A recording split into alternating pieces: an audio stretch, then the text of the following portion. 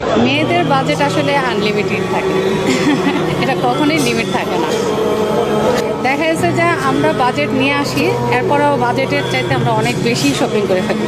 ঈদের কেনাকাটা শুরু করেছেন, শুরু না মানে অলমোস্ট শেষ। ঈদে আপনার বাজেট কত ছিল? বাজেট 2 লাখের মতো। আপনার প্রায় দেড় লাখ টাকার উপরে। 1.5 লাখ টাকা। হ্যাঁ, আপনি নিজের জন্য কি কি কিনলেন? আমার জন্য আমি যদি বলি তো আমার জন্য আমি জামা কিনছি অনেকগুলি। আমার জামা এই প্রায় 75,000 টাকার মতো।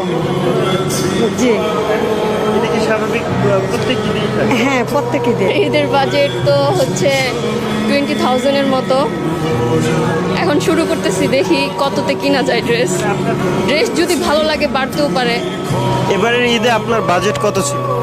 না, এখন তো তেমন বাজেট নেই, আপাতত যেটা পছন্দ হবে সেটাই কেনা হবে। 10,000 প্লাস প্লাস হবে। একটা কথা সেটা এক্সাক্ট বলা যাচ্ছে না। এর জন্য এবার মার্কেট কি করা হয়েছে? আগে সংসার, তারপর হলো নিজের।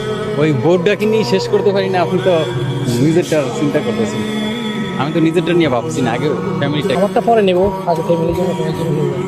হয়েছে এভাবে আমার জন্য সবার লাস্টে নিয়ে করতে। আমি তো আর নিজের জন্য কিছু কিনি নাই, এখন এই বাচ্চাদের জন্য কিনবো, মেয়েদের জন্য কিনবো, এই একটু পাঞ্জাবি কিনবো, টুপি কিনবো, স্যান্ডেল কিনবো, এই